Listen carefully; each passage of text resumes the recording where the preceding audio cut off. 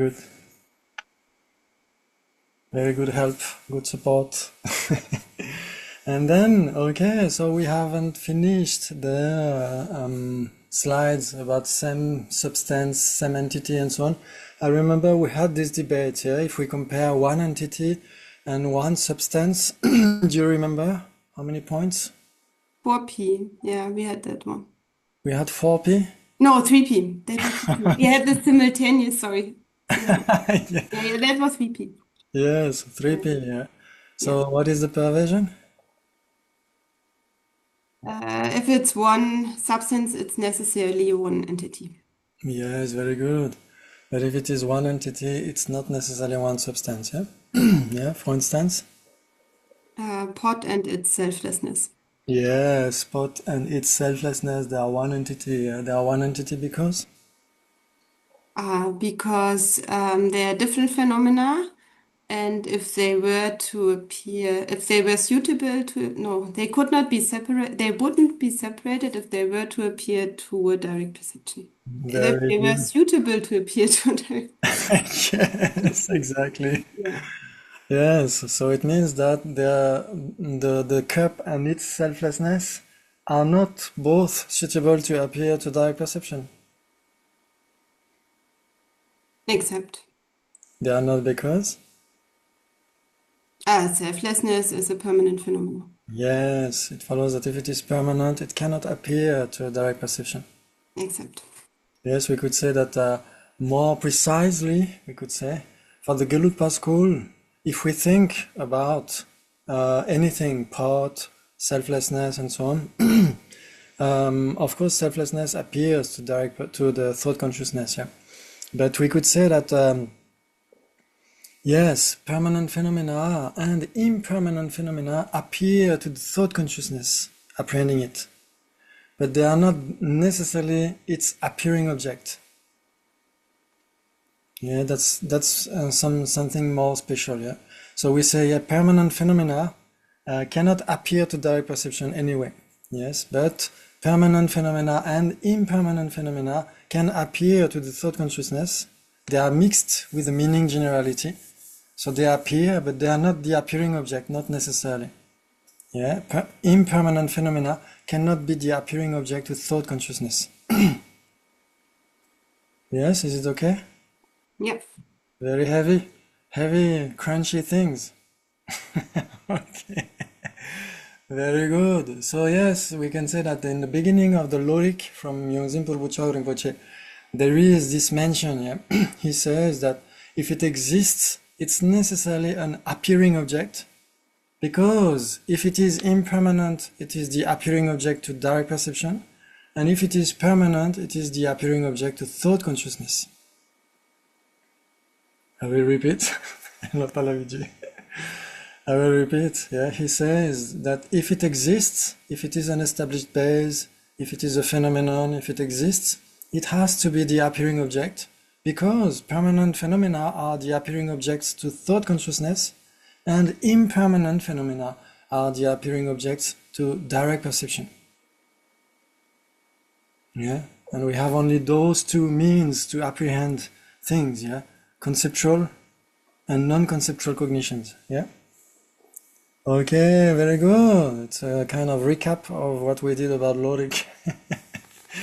Okay, so those are they should match. Yeah, the we could say the ontology, the way things are, and the epistemology, the way we know things. Yeah, they should match. Yeah, so that's why in the Sutra Antica they will always say if it is impermanent, it is the appearing object to direct perception. Okay, very good. And if it is impermanent, it's necessarily something which relates to substance. Yeah, dravya or dze in Tibetan. Yeah. So, but not necessarily in each case. We will explain that. Okay, so we debated about substance and entity. If it is one substance, it's necessarily one entity, but if it is one entity, it's not necessarily one substance. If one or two of those phenomena are permanent, they cannot be one substance. Yeah, because they cannot appear to direct perception. Okay, very good. Very good. And we had also debates about one substance and one simultaneous substance. You remember? Okay.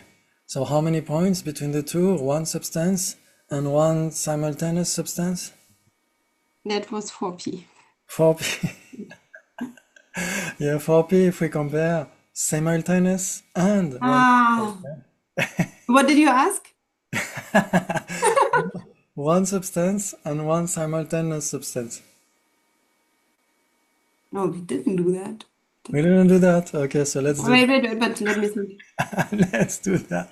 It follows, you know, the difference between the two. One substance and one simultaneous substance. Oh, it must be 3p. 3p in Germany.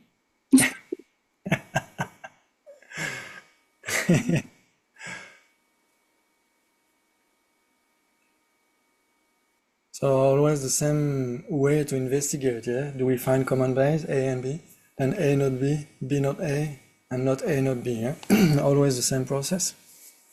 It would be helpful if we understood what's the difference between simultaneous and one simultaneous substance first. I don't know. Ah, yes, yes. Yes, we could do that debate first, yeah? Okay, let's compare simultaneous and one simultaneous substance. How many P? What's the difference between the two? Simultaneous. So do you remember the meaning of simultaneous, yeah? They are, They yeah, arise, they abide, and cease together. very good. Yeah, Secret that taught me. Monday practice. fantastic. So they have to be impermanent, yeah, in order to arise, yeah? Yes. Okay, very good. Very good. So simultaneous means that, yeah, they are the same in terms of establishment and abiding. Yeah, in Tibetan we would say like this, drup de chik. Okay. And one simultaneous substance, what does it mean? Well, does it mean that it's one entity? Well, it's already two phenomena that are impermanent and they arise, abide, and cease together. Is one Yeah. simultaneous substance? So we would say that if two impermanent phenomena arise, remain, and cease together, they are not necessarily one simultaneous substance. They are necessarily simultaneous, but not necessarily one substance. Oh. Yeah, for instance, we could say, for instance, this cup and its shape. Yeah, we could say, yeah, the cup and the shape, that's okay. So that part of the cup and that part of the cup, they are two different substances, yeah, because they appear differently. They appear separately. Yeah, that part or that part. Yeah. Yeah, the two parts all together, they are different substances. Or we could say much better. The smell of the cup, it doesn't smell anything, I hope. Let's check. No, only tea. Oof. So we could say the smell of the cup, and the color of the cup. Yeah. They arise together, they remain together, and they cease together. Do you agree? No, Maria doesn't agree. At this moment, yes, but through time, it's not necessarily. Okay, because they arise with the cup. When the cup arises, then its taste or its smell and so on, and its color arise as well, yeah? You don't have the smell of the cup before the cup, and you don't have the color of the cup before the cup, yeah? So the smell of the cup and the color of the cup, they arise with the cup. Yeah, but if you have something inside, as you said, it smells tea. It changes. That's what I said. Yeah, Sorry, so it would be complicated. it would be the smell of something else. It would be the smell of tea, not the smell of the cup. Okay. Yeah, but with time, I mean, again, okay, leave it. I'm complicated. No problem. You can argue if you wish. We are here for that. Please don't agree with me. Both the color and the smell of the cup change with time, and not Exactly. necessarily, not synchronously. So Yes. that's what I meant. Yeah. The tea in the cup changes with time, the smell of the cup, The Yes, sun and the external conditions or the washing may change the color of the cup. yes, So while they arise together, they're not necessarily abide together. They don't yeah. cease together. Yeah, we could say But that. again, that's my complex No mind. problem. No problem. So we could say that, yes, if you put some jasmine tea in the cup, then there will be the smell of jasmine, yeah, the jasmine tea smell. But that won't be the color, the smell of the cup. It will be the smell of the jasmine tea which is on the cup. Yeah, no. What I'm trying to say is, with time, Yeah, both the color of the they cup, will due to they will subside slowly and so on, as does the cup. aging us with processing, and the same Yes, thing with the smell. The exactly, walls absorb the smell, and then exactly. with time, like curry, people, Yes, if you put curry a lot, things change. That's, exactly. again, Yes, that's true. That's true. They change altogether. Yeah, when we say that they arise together, they remain together, and they cease together, it means they change together. Yeah, yeah. You Is cannot. it attached? So you're saying they're attached to each other. If they've changed, the same thing is changing from moment to moment. So Yes, if Maria is saying it was red and it's light red now and it's fading, yes, the from moment to moment it's arising exactly, all together. Like it's not exactly, that the color changed but the cup remained the same, or exactly. yeah, that's Yes, what you're. the color doesn't change quicker than the smell or the cup. It doesn't change because the changing is momentary.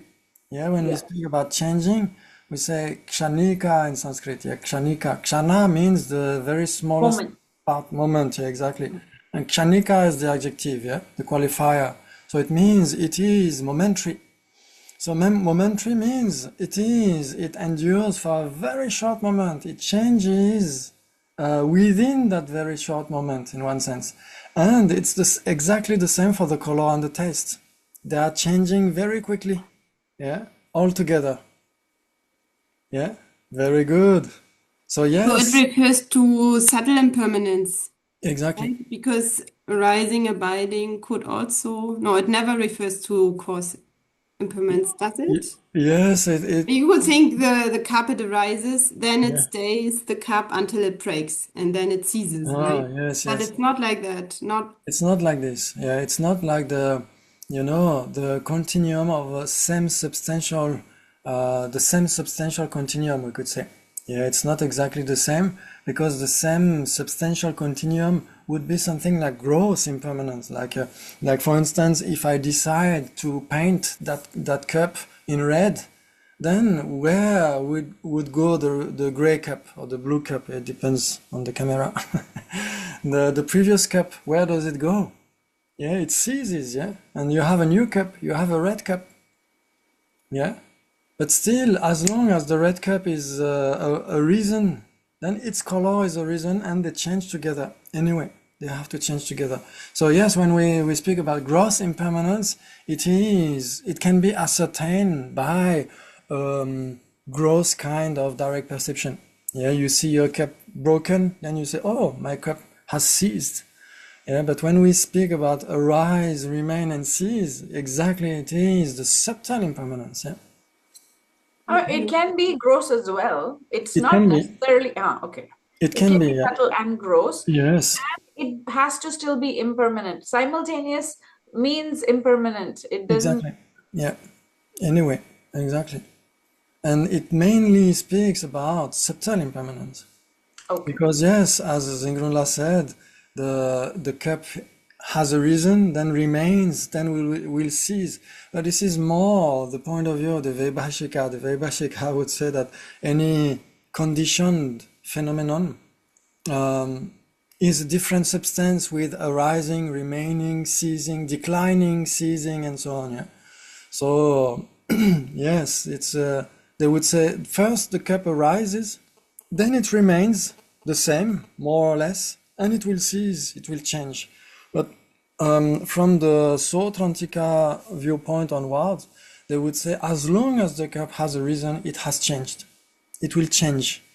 Yeah. As soon as it arises, it changes. So that's difficult to to grasp, but we need to meditate on that in order to understand that. Yeah, But very good. can I ask something? Because I was Yes. thinking about that. The cup is in the internal continuum of its material, right? In the matter. And the matter changes form, and in each stage of form, like in the case of this cup, the matter has taken the specific cup form because it serves a certain function. And so as it arises to satisfy this function, a purpose, right? The cause and the conditions, or with the shape, color, and so on, arises, lives, and diseases in the end. And then, but the matter still remains. It continues the continuum of the Yes. substance of the cup, but then can take other form, or can be a Exactly. cup, or could be sometimes something else based on the Yes. function needed at the moment. That's why when we say matter and pot, they are not one simultaneous substance. Fully understood. That's why They are one substance, but one substance, but one not one symptom. simultaneous substance, because matter Exactly. existed before that pot. Yeah. Exactly. Very good. Very good. Yeah. So Generality, does that also apply to generality and specific? General, yeah. yes, we could say yes. That yes. Like they are necessarily not, we could say, yes, I would guess that they are necessarily not one simultaneous substance, but they are one substance if both are impermanent, like pot and functioning thing, or pot and matter. Pot and matter are one substance, because matter is impermanent, pot is impermanent, and when you see a pot, you see a matter. Yeah, so they don't appear separately. So, but some generalities and instances are just one entity, they are not one substance, because one can be permanent or the other, both can be permanent. Oh, yeah, sorry. Okay, sorry, I don't want to go into that. It'll make it difficult. But I just want to come back to getting clarified between simultaneous and one Yes, simultaneous. exactly. Yeah, I we're couldn't still on this understand debate. yet. Yeah. So Yeah. if we compare, simultaneous means they are impermanent, they arise together, they remain together, and they cease together. Yeah? And one simultaneous substance, on the top of that, they have to be one substance. They have to appear to a direct perception and not appear separately. Yeah, so if we compare simultaneous and one simultaneous substance, Like matter and the cup. matter and the cup are just one substance, are not Right. one simultaneous. One substance, but not one simultaneous Exactly. substance. Yeah. Very good. No, but we need, what we're looking for is one simultaneous substance, Yes. not simultaneous. So matter and cup will not work. So, yes, exactly. So that's why matter and cup are necessarily not simultaneous. But we said color and smell of the cup. They are one. Yes, they are not one substance, but they are simultaneous. So now we have to look for one simultaneous substance. Yes. I don't know it. Sorry. Why? I'm confused. I was saying that they are not, and now you're saying they are. Yeah, if you see the smell of the cup and the color of the cup, they appear separately because they don't appear to the same direct perception. The smell appears to the Okay. cognition and so But on. if it's the top part of the color of the cup, Yes, the so bottom part of the cup, they are yes, the exactly. ones So that's why they simultaneous. appear together. Yeah, exactly. Right. Yes. Very good. It's not only appear, but it's to what appear for the simultaneous. So you have to make sure that they appear the same consciousness at the same time. In order to be one substance, yeah. What is the definition of one substance? Yeah, something that appears to I agree. Something which blah blah blah. Two phenomena that appear to the direct perception and they do not appear separately. Yes. Yeah, but that is what I mean. The direct perception of the same conscious. Yes, exactly. That's what I meant. Yes, exactly. So that's why I prefer that definition. Yeah, they don't appear separately to the direct perception to which they appear. So it implies that they have to appear to the same direct perception. So it's both eye or smell or nose and so they have to really be the same. That's the simultaneous. The one substance has the correlation of one single direct exactly conscious source. Exactly. Yes. It can be an eye direct perception, nose, ear, taste, how do we say, tactile, and Right. mental. It can be one of the 6 types. But it cannot be mental, you said, because mental thought consciousness can separate out. Thought Yes, consciousness can separate out. exactly. If it is a thought consciousness, it's necessarily a mental consciousness. But if it is a mental consciousness, it's not necessarily a thought consciousness. Yeah. Okay. It can be a mental direct perception. Yeah. Mental direct perception, like a yogic direct perception. Yes, very good. Yeah. So if it is a direct perception of the eyes, I have to find something that is directly to the eye, and it is 2 entities in one thing.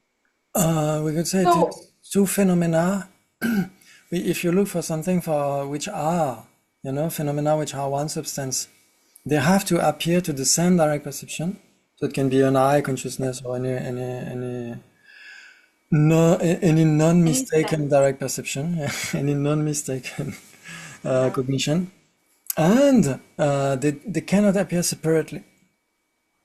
So, for example, if the cup had a handle, we can say the color of the cup and the Yes. color of the handle of the cup. Exactly. Yeah, exactly. The color of the cup and the cup, the handle of the cup and the cup, and so on. Yeah, they are one substance. And we could say they are one simultaneous substance. Yeah, because we could say we could debate that. We could say, okay, what happens if the handle is broken? It's a broken cup. Exactly, it's not exactly the same cup. We could say it's not a handle possessing cup. It's a cup without handle. So in that case, we could say yes, the entity, the nature of the cup has changed. The form of the cup has changed. Yes, the form Once of the cup. So when the form changes, then the function may remain the same, but the form changes. And once the form changes, you have, a new type of Exactly. entity. Yes, exactly. It's like when the color has changed. Yeah, if you paint the cup, then you had a green cup, then now you have a red cup. It's not really exactly the same cup. Still, the cup and its color necessarily arise together and remain together and cease together. Yeah. Yeah. Do you agree with that? Yes, it's. I think that the challenge there and the new way of thinking is to define the boundaries of arising and Yeah. ceasing for the for the name cup. Yes, exactly. So that's why that cup, we could say it is a cup. It is a cup with a handle. Yeah, we could say it is a blue cup. It is a cup with a handle, and so on. So we have to specify that. If we just say cup, that's very different. Because if we say cup, it is an impermanent generality. But which cup is that? Does it have a handle? Is it blue? Is its So you color put blue? specific characters to it, Yeah. then it is more, then you start to narrow it down. But then the simultaneous part of it kind of goes away, because as soon as you start adding things are not simultaneous.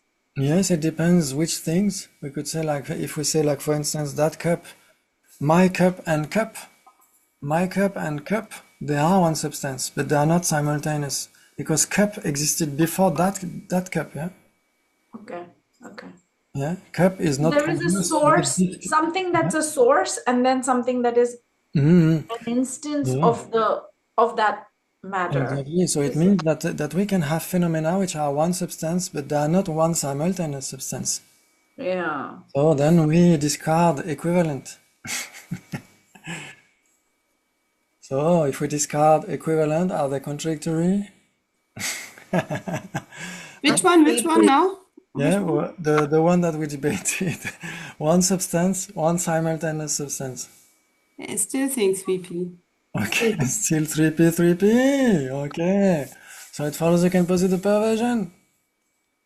If they are one simultaneous substance, they are necessarily one substance, but if they are one substance, they are not necessarily one simultaneous substance. Exactly, for instance.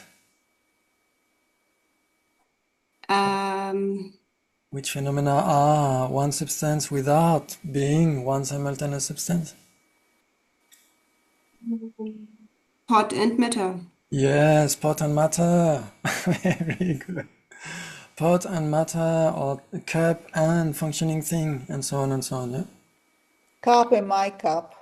Cup and your cup. Yes. Very good. Yeah. So 3P. Yeah. If they are one simultaneous substance, they are necessarily simultaneous. But if they are, what did I say? Yes, they are necessarily simultaneous. But okay, my question was. Okay. Okay.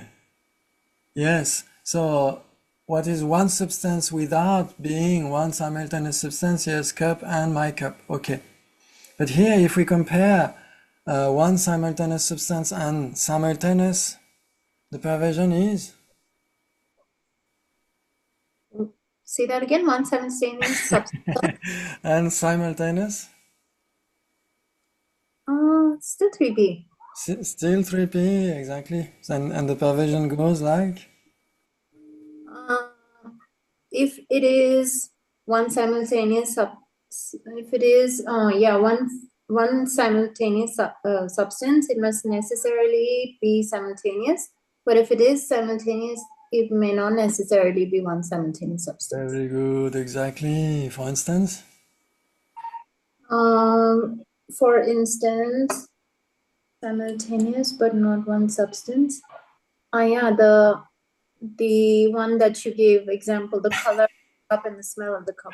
Yes, very good. The color of the cup and the smell of the cup, they are necessarily not one substance because they do not appear separately. Well, because they do appear separately to the direct perception perceiving it. yes, very good. But still they are simultaneous, yeah. They are one in terms of establishment and abiding, yeah. They Yes. arise together, they remain together, and they cease together, yeah. So if we compare one simultaneous substance and simultaneous 3P, and if we compare one simultaneous substance and one substance, 3P as well. Yeah, Palavila. Can you please give me an example of one simultaneous substance? Yes, for instance, okay, for instance, the happy mind and the happy feeling in the retinue of that happy mind. You remember? Is not simultaneous, because a mind is Yes, mind, but happy mind, the happy mind. happy mind is attached to a happy feeling, but Exactly. actually only for that moment the mind modifies itself to be happy because there was a happy thought. Exactly. A happy feeling, yeah. But the mind is permanent. No, mind is not permanent. It's constantly changing. Sorry. Yeah. Mind is impermanent, but it's existing for longer than the Exactly. happy Yes. feeling. If we say mind and happy feeling, yes, they are one substance, but they are not one simultaneous substance. If we say the happy mind and the happy feeling in its retinue, then they necessarily arise together, remain together, and cease together. Yeah. Yeah, that's very interesting. But now, have we just added more words to this mind? Happy feeling, happy mind, aren't they one actually? I mean, now why are we saying, oh no, they're two different things, They two are different contradictory. phenomena? They are contradictory. Yeah. One is a mental factor, the other one is a main mind. They are contradictory, but one substance. They're contradictory in one substance. Oh, I was attaching happy mind and happy feeling together. And I'm thinking that's okay. why they're different. But okay, I get it. Happy feeling and happy mind. Yes, Maria. But they have also a different cause and effect. Because the happy mind comes first and then the happy feeling, and the happy feeling comes from the happy mind, from the thought, and the seed for the happy thought is something different. So the cause and effect is different, and then happy feeling has a different effect. Right? It could be action or something like that. One cannot exist before the other, yeah, because the happy feeling, the mental factor of feeling, is what allows the main mind to experiment something. as pleasant, unpleasant, neutral, and so on. Yeah. So when you have the mental factor of feeling arising in the mind, then if that feeling is happy, then the mind is happy.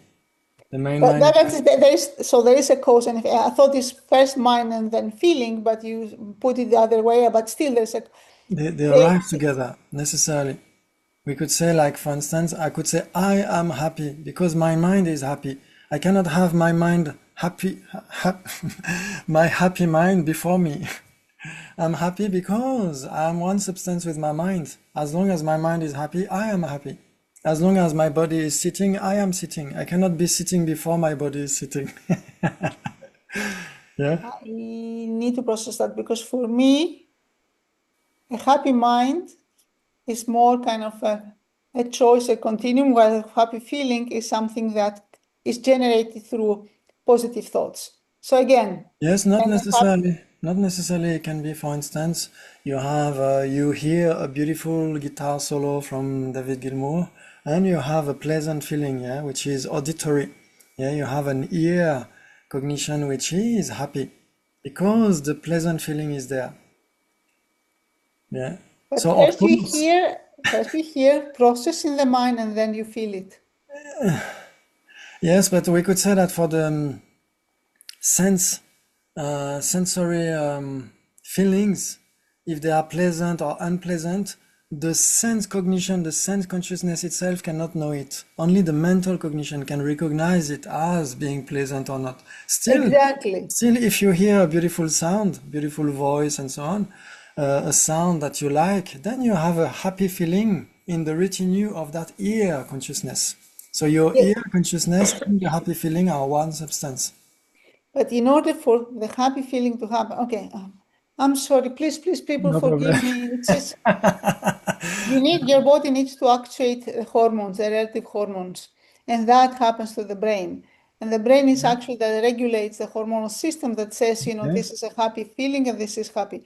So it's first your sensor recognizes the trigger, the cause, goes to the brain analyzes, understands the signals, and the signals then Yes. generate the metabolic balance in the body that Yes. generates the right hormones, and the hormones then generate the happy feeling. Okay. Yes. Okay, in that respect, okay. Then we Again, can say those are the causes and conditions, mainly the cooperative conditions of the happy feeling. Yeah, so we could say you have first a sense cognition. This sense cognition can be happy, unhappy, and so on, because the feeling in that retinue can be pleasant, unpleasant, and so on, or neutral. Then the mental cognition, the mental consciousness will ascertain that, oh, that's pleasant, oh, it's unpleasant, and so on, yeah? exactly. For example, a type of music. If you hear Yeah. music that you like, you Yeah. have a happy feeling. If you hear music that you don't like, it will be Exactly. negative. That's what I Yeah. say, it's the mental part first and then the Yes, that's why, emotion. the mental consciousness is able to ascertain a sense feeling as being pleasant Exactly. or So that's unpleasant. first a happy mind and then a happy Yes, exactly. feeling. So that's why even if your ear consciousness is in the retinue of a pleasant feeling, it doesn't recognize it as being pleasant. Correct. So we are Only the aligned mental fully. consciousness is able to do so. Yes, of Right. course, we don't negate what happens in the brain and so on. Yeah, that's cooperative conditions, and we don't negate that. Yeah. So it's what is interesting, I was confusing a few things. So one is that cause and effect is happening. Of course, we see something, therefore we like it, and sense consciousness, sense information, mental consciousness then starts. But in the mental consciousness, you're saying there is a mind which is already has previous time and future time. But at that point, when a recognition of a thought that I am happy arises, the mind modifies itself saying happy Yes, mind. exactly. Apart from the thought that said happy thought. Exactly. It's like, like a river, like you have some very, very, very long rivers, when they cross some part of the landscape, the color can change. Yeah, because there are some, some, how do you say, defilements in the water or in the mud and so on. So that river will have some color, then after it can have another color and so on. So like the mental consciousness is a continuum, and the color changes, the color in brackets changes, the entity of that mind changes with the feelings, with the mental factors. Like if I have some like for instance pride or anger or happiness and so on in my mental consciousness, then my mental consciousness is proud, angry, or happy, and so on, depending on the mental factors.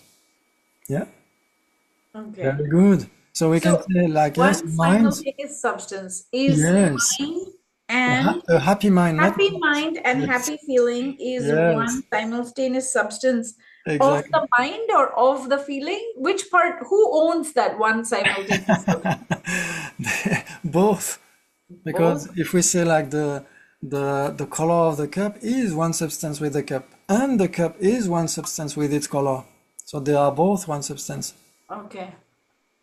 Yeah, very good. So the happy mental consciousness and the happy feeling in its retinue are one simultaneous substance. Yeah, very good. Okay. Sorry, here comes Maria. I thought that mental is actually, as you said, is the river, right? It can change, but it's actually is the positive. So a happy mind is one that is preconditioned to accept and be on the happy level. It's like, based on, for example, Tushita and training, where you say, I see the pain, but I'm not influenced by it. I choose not suffering. So I choose, even if I hear, a dog barking, I'm not getting upset because it's part of life. My thinking is positive. I have a positive mind. I accept. That is a continuum, right? This is kind of it's not permanent because it changes with time, but it is pre the hearing of a song that says, this is a song I like, and I even like it more because, it's something that I appreciate. So in that respect, they are not simultaneous. Yes, exactly. We can say that the conditioning of a happy feeling and so on is necessarily a condition, so it exists before the feeling itself. Yes, for instance, if you train your mind, if you train your identification, your discrimination, yeah, to be more open, then you will have a happy feeling. You had maybe previously an unhappy feeling. Then if you open your mind, then you see the situation more in depth, more more vastly, then your feeling will change. Yeah, so it is conditioned, but we say anyway, happiness is dependent arising. So you Right. need to prepare the causes. If it were not the case, then it's kind of, fatality, it's kind of fate. Some Correct. people are happy, they are very lucky. Some people are unhappy, they are not really lucky. So, But so still, the, if you know that happiness and sufferings there depend on their own respective causes, then you can play on the causes and conditions in order to be more happy. correct. And that's where I'm now struggling with Pallavi, what she just said, is that in order to be simultaneous, they have to arise, abide, and decease together.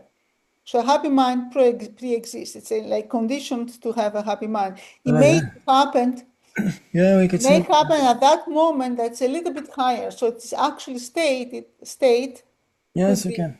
You can have some, like your natural state in one sense, like in everyday life, you can be more positive than some other people. That can happen.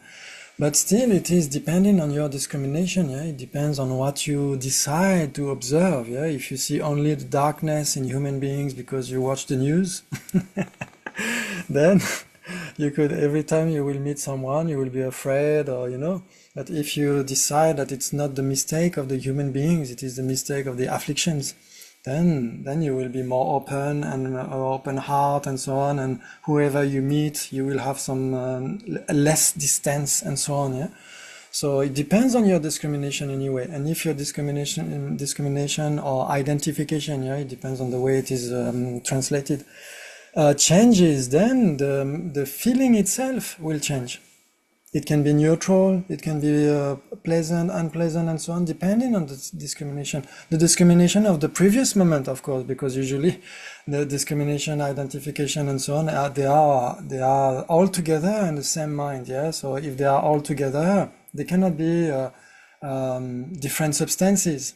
But Yeah. still, the discrimination of the previous moment can change the content of the feeling of the subsequent moment. I understand that. It's the current But- state of the mind. I feel, Pallavi, I'm with you. You're right. I just get it. I was just going to say, should we debate the moment? Should we debate what Maria was saying was it's not simultaneous, it's a cause and effect. Because I saw and I trained my mind not to be happy, to be happy, to be neutral. She was debating that it cannot be simultaneous. But I think the modification with that happens simultaneously. That was my initial conflict as well. Yeah. But There is a precondition. There's a mental precondition, but The there is mind also has to- thought, the mind. But it's the current state is actually influenced no matter what. So Yeah. that the current state is the I think that's why simultaneous part. Christophe differentiated initially when I said mind. He said, no, a happy mind, Yes, happy it's feeling different. simultaneous. Yes. Mind is always there. Yeah. Yes, exactly. That's very different. And yes, when we speak about those omnipresent mental factors, because they are omnipresent, they are always there. Yeah. So if they are always there, there is no feeling which exists before discrimination. Yeah. But still, we could say that the content of a feeling, pleasant feeling, unpleasant feeling, and so on, can exist before or after a special type of discrimination. For instance, in the mental factors, yeah, in the FPMT, when we studied Lorik, we studied the mental factors according to Kachin Yeshe Gensen, and he quotes the Abhidharma Samuchaya from Arya Sangha. And for instance, the contact is defined, the function of contact is to be the support of feeling. Yeah. Sarve tangible lecheno. Yeah. So if it is the support of feeling, how can it support feeling when there is no feeling now? So the meaning of that is that contact is the support for the subsequent feeling, but still it is coexisting with the feeling of the same moment. Yeah, so for the discrimination, it's the same.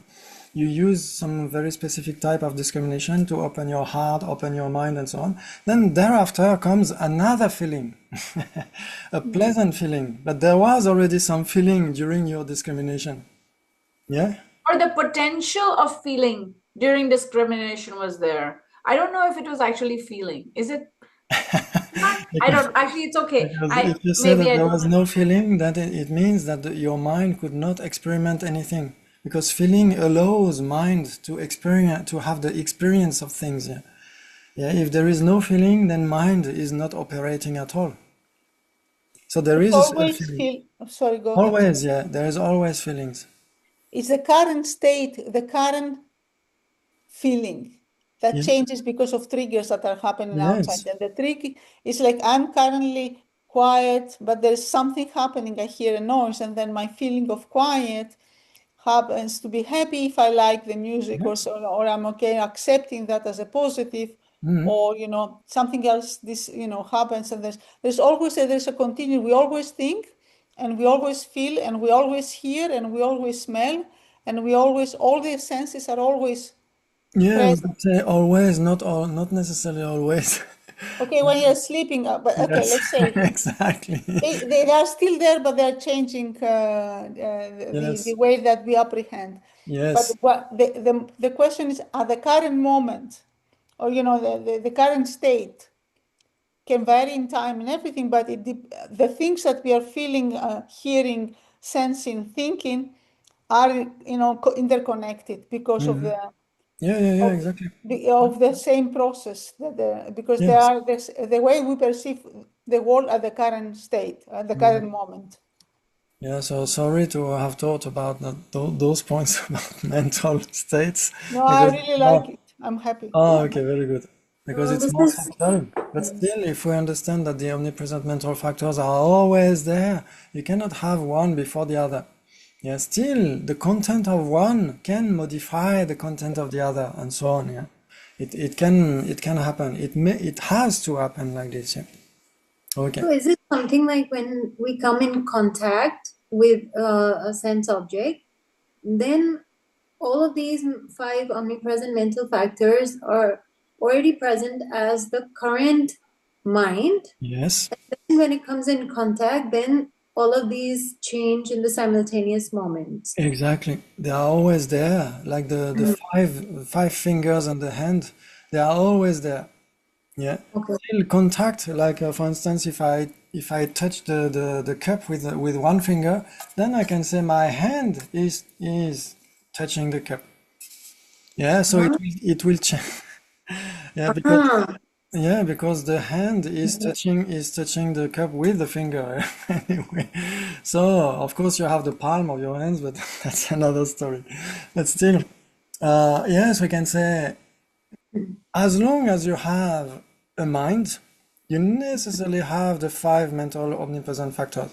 Yeah, so even if you enter into contact with something else, you already have feeling because your mind is able to enter into contact with that through the feelings as well. Yeah, but that contact with another information and so on can modify the content of the feeling of the subsequent moment. Yeah, exactly. Yeah. Like for example, you are doing something, you touch the cup, and the cup has very hot water, and you get burned. At that moment, while your whole mental state changes because of the sensation that you got burned, right? Yes, And then exactly. everything is connected. So you change from Exactly. reading or whatever you were doing to the state. Yes, cup exactly. burns. Yes, exactly. That's like this. Yeah, it's a kind of causality. Yeah.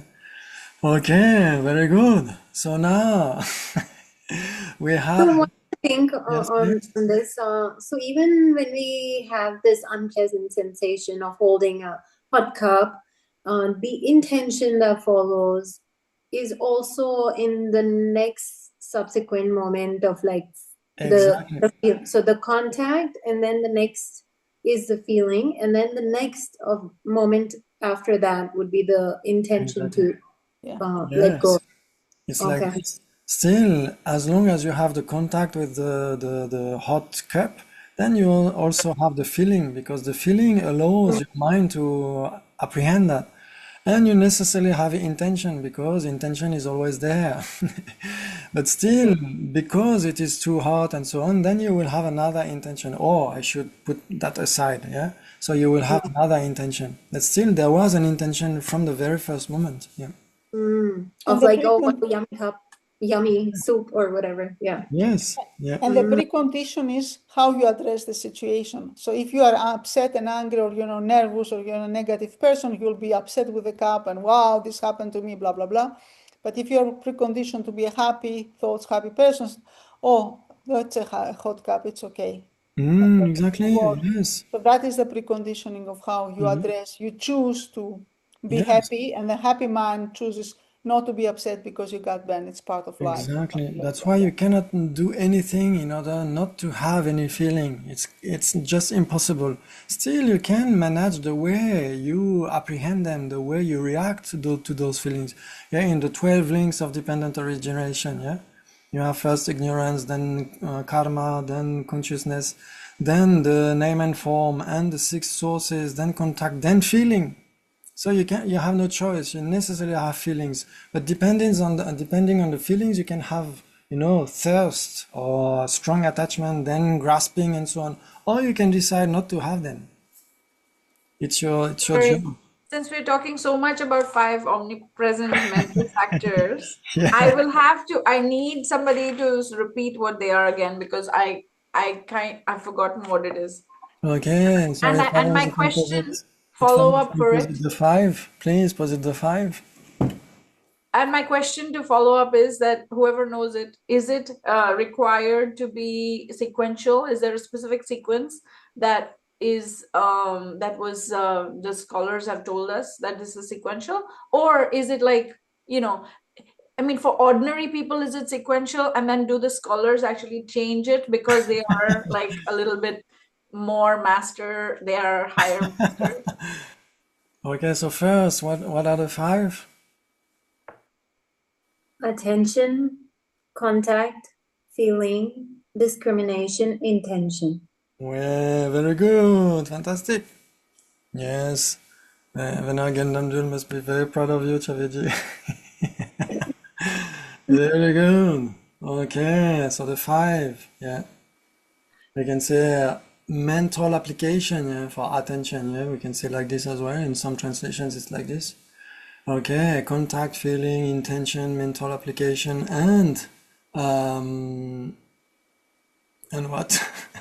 Feel, Attention, contact, feeling, discrimination, and intention is what you said. and intention, yeah, and intention, Intention. yeah, chetana. Okay, very good. So yes, there are some ways to explain them. For instance, when Agendamdul explains the way when you wake up in the morning and so on, then your mother enters with the cheesecake and so on. Yeah. So then first what you do, you do like this, yeah, you want to have a more close contact with the object. Yeah. You want to know exactly what she brings to you. And so on, yeah. So yes, we can say like this, it's a very, very handy way to express things, but still they are simultaneous.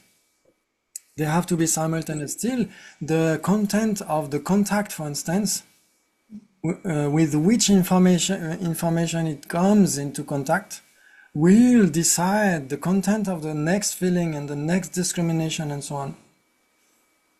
Yeah. Like for instance, you yes, you hear, for instance, a barking dog. Yeah, so it can be annoying and so on.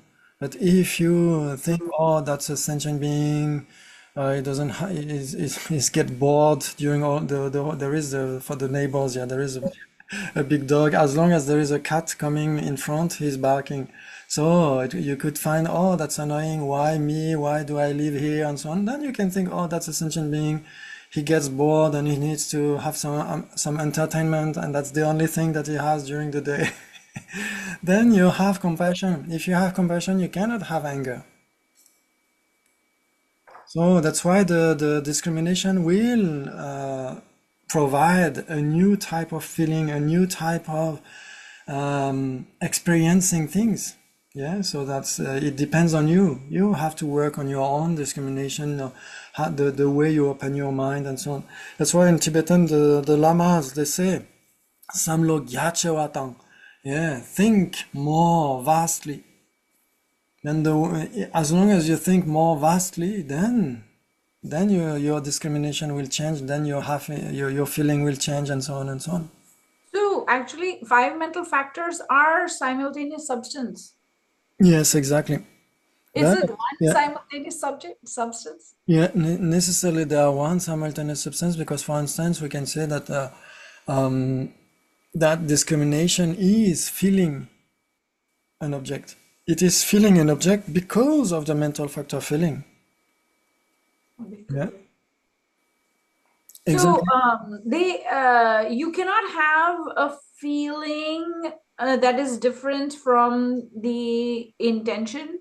Like they have to at that moment, it has to be the same. Like Same substance. They have to be different. They are even contradictory, but they are one substance. They have to be. Yeah, it's kind of rule, a golden rule. Yeah, all the mental factors and the main minds in their retinue are necessarily one substance. And what one is doing, the other one is doing. For instance, in the logic, in the explanation of the mental factors like doubt, in the sevenfold typology, yeah, of the cognitions, yeah, doubt. Some definitions would be rang top ki tani suddope semba. Rang top ki by its own power to show that the mental consciousness is doubting not by its own power, by the power of the doubt. But the doubt, Right. that's the job of the doubt to have some, hesitation. So it's very interesting. How can it be simultaneous? Because let's say intention, I have bodhicitta altruistic intention. But my feeling is anger when something is happening. So, okay, okay. If you have the higher intention, yeah, laksam, at that moment when you have laksam, you cannot have anger. How can that? But every day, Both cannot be. as a parent, I love my child, but they annoy me, and I'm angry. I mean, Yes. love and anger coexist at the same time. I cannot say at that moment I do not love my child. They are not manifest at the same time. They can coexist in the meaning of in terms of being in the same continuum. Like for instance, in my continuum there is anger, but I'm not angry at that moment. Now, just now, I'm not. I'm not. I can ascertain that. I can prove. So that means It doesn't mean that I abandon anger. Anger is still in my continuum, but in a latent way, yeah, with latencies, with imprints, yeah. so that if then Two discordant mental factors cannot coexist at the same time. They cannot be manifest at the same time.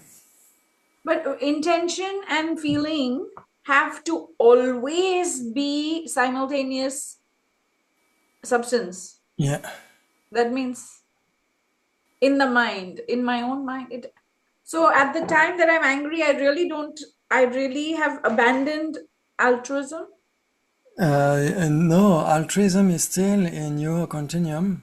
If we imagine, or I guess that it's true, that you have realized special intention, then in that case, if you have realized that, it means it is spontaneous in your mind. It doesn't mean that it has to be manifest each time in your mind.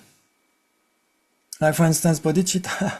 Sorry, Maria. For instance, bodhicitta, yeah, according to the way it is explained by Get-Sabje, for instance, the bodhicitta of engagement, yeah.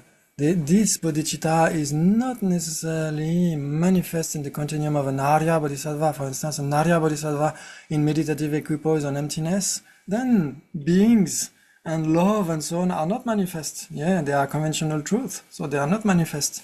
So it means that in that case, it is not the bodhicitta of engagement, it is the bodhicitta of aspiration, which is in the continuum of that Arya Bodhisattva at that moment.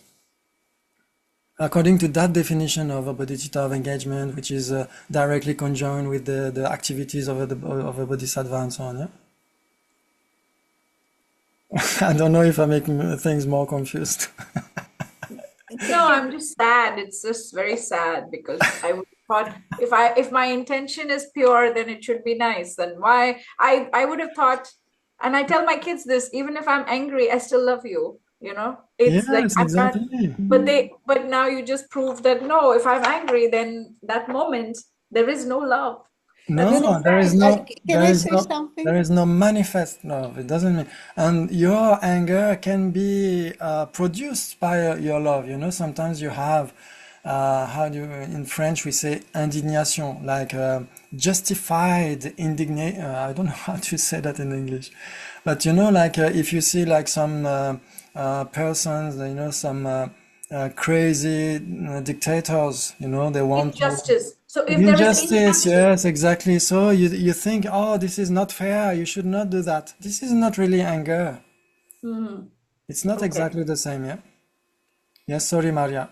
Sorry, Maria. I mean, again, and this is for me, there are different levels of intention.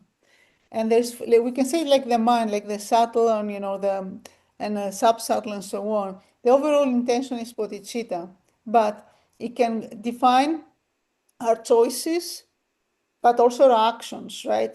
Because when you actually, I also get upset with my kids for things that I would not get upset for others, because as Christophe last said, my intention is to be a good mother and, you know, loving and caring mother. That means I get upset where they are doing something wrong. My intention is not negative. At that moment my intention is to correct my kids, which belongs to the high level. And the intention is to be a good, let's say, good mom and a loving mother. The choices I do is to be next to my kids and follow what they are doing. And when something happens, the intention of this action, what we need to be is just be conscious why I am upset. and how I can address it. So you have different levels of intentions that you need to base off of different states you are at that moment. Does that make sense? This is how I understand it. Yes, and we should keep in mind also that even a bodhisattva can be angry. Not an Arya bodhisattva, but a bodhisattva, which is an ordinary being, can be angry. It's still possible, yeah. So, His Holiness said he gets upset, right? He knows what he's doing with the upset. yes, but for His Holiness, from my own point of view, is that skillful means, like Arya Vajrabhairava is angry, but he's showing anger, but it's not really anger. The very nature of Vajrabhairava is bodhicitta and emptiness. Okay, very good. So those are not so easy points. Still, I remember we had some sessions and debates about that during the break last year. So yes, just to show how in the mind things can be produced together, remain together, and cease together. Of course, we could say that if you have discrimination and feeling, generally speaking, they are one simultaneous substance, but unhappy discrimination and a happy feeling are necessarily not. They are necessarily different substances, so they are necessarily not simultaneous. Yeah. So because one can be the cause of the other and so on. Yeah, it can be the way around. Okay, very good, very good. So if we compare simultaneous and one substance, we had 4P. Yeah. Okay, very good. Very good. I don't know if you still have time for one substantial type. Okay, I have some slides for that. Okay, but I need to plug my computer. Sorry. Okay. Good. Perfect. Then, what was there? Yeah. Okay. So we had those debates already, so I will go quick here. Okay, one simultaneous substance. We had 4P. I remember we spoke about chocolate. Yeah, that's why I remember. And one substantial type and one substance. It follows you can posit the difference between the two. Do you remember the meaning of one substantial type? Do you remember that, or did we say that one kalpa ago? One one cosmic era in the past? No, it was actually quite recent, not too long ago. Substantial type, or I remember substantial cause. Yes. I think then we had the substantial type. Yes, one substantial cause. The meaning of a substantial cause is the main producer of its substantial effect within its substantial continuum. Yeah. So here there is a question of the substantial cause. The meaning of one substantial type is this: different composed phenomena which are produced from their own same substantial cause. Like those two pots, you have a lump of clay, and from that clay, the same clay, you can produce two pots. So those two pots come from exactly the same substantial cause. So that's why we say they are dzerichik in Tibetan, one substantial type. Yeah, is it clear for everyone? No? Okay. Yeah, for instance, you have some like for instance, if you have some crops like a corn, yeah, you have corn, for instance. From that corn, you can produce two seedlings. Yeah. Yeah, so it means that those two seedlings, two sprouts, come from the same substantial cause. It comes from the same corn that you could crop last year. So corn starch and corn syrup can come from corn. Yeah. Substantial cause is corn, or substantial cause is corn, but substantial type is also one substantial type, even though one is corn starch, one is corn syrup. Yes, exactly. Yeah. That's It's exactly. one. Why is it? Oh, so for as soon as you say one substantial type means you need more than one thing. Oh yes, necessarily. Yeah, exactly. So that's That's how you why. know it's different. That's why even if we have one in the expression, it's necessarily not one. Yeah, there are necessarily at least two phenomena which are one substantial type. Like one substance. If you say pot, pot is not one substance because it is not compared with anything else. But pot and functioning thing are one substance because they are different and they don't appear separately to the same direct perception. Yeah. So you can't say clay and pot. You'll have to say clay and pot and You have to say, yes, for instance, clay and pot, it depends. It depends. Clay and pot can be two different substances. For instance, you have the clay here, which is the cause of the pot. The cause of the pot and the pot itself are necessarily two different substances because the cause exists before the effect. oh, so clay and pot can be one substantial type Yes, because you're if you say, referring to two things, clay yes, and the exactly. pot. If you say the pot and the clay of the pot, the clay which makes the pot, yeah, at the same time, then they are one substance.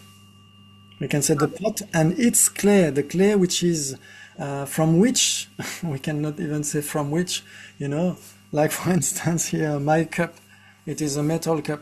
The cup and the metal of the cup now, right now, they are one substance. Yeah. But the Right. metal which was the substantial cause of the cup and the cup are necessarily two different substances. Yeah? Yeah. Very good, exactly. So here we find a special mention in debate in Tibetan Buddhism from Daniel Perdue. He says that this is the general definition, but in Drepung Gomang, they would add something special. They would say different composed phenomena which are directly produced from their own same substantial cause. Yeah, directly produced.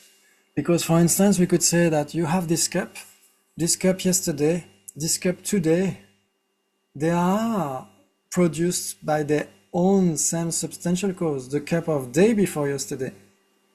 The cup of day before yesterday is the substantial cause of the cup of today and the cup of tomorrow. Yeah, so that's why we could debate that and we could say they have to be produced by the same direct substantial cause. Then it puts aside one debate, like if we say, okay, the cup of Monday and the cup of Tuesday are the substantial effects of the cup of Sunday. That would mean then they are one substantial type, but it doesn't seem to be exactly what they mean. Yeah. Yes, Maria. And again, I think the time between the actual creation is very important, and I understand completely because, for example, the clay, or there could be something else, could be like, I don't know, blood or something like that, that changes with time, and that means then it is, even though at some point it was the same, through time it has changed form. If something was created before Yes. and something was created later, the actual matter has changed. Yeah, exactly. So it can be, so okay, yeah. So it's direct is actually at the same, at the same level of, the matter is at the same condition. Yes, yes, exactly. Like you have the two, for instance, two babies. They come from the same body, yeah, from the same substantial cause of the cell of the mother and the cell of the father and so on. Yeah. So those two babies, the body of the two babies, the two twins, for instance, their bodies are one substantial type because they are born from the same substantial cause. They are directly born by the same substantial cause. Yeah? We can say like this, yeah? Okay, very good. And next time we will debate the difference between the two. Same substantial type and one substance, because one substance, those which appear to direct perception and do not appear separately. Yeah, so if you have time during a few days to debate, to check those points, and we will see them together next week, the difference between those two, one substantial type and one substance, and we will try to give the answers. Yeah, is that okay? Yeah. Very good. Thank you. So Thank you, Christophe. much. It was a Thank you. great pleasure, like usually, for the sake of all the beings and for the long life and good health of His Holiness the Dalai Lama. Thank you, Chaviji, for your help, and see you next time.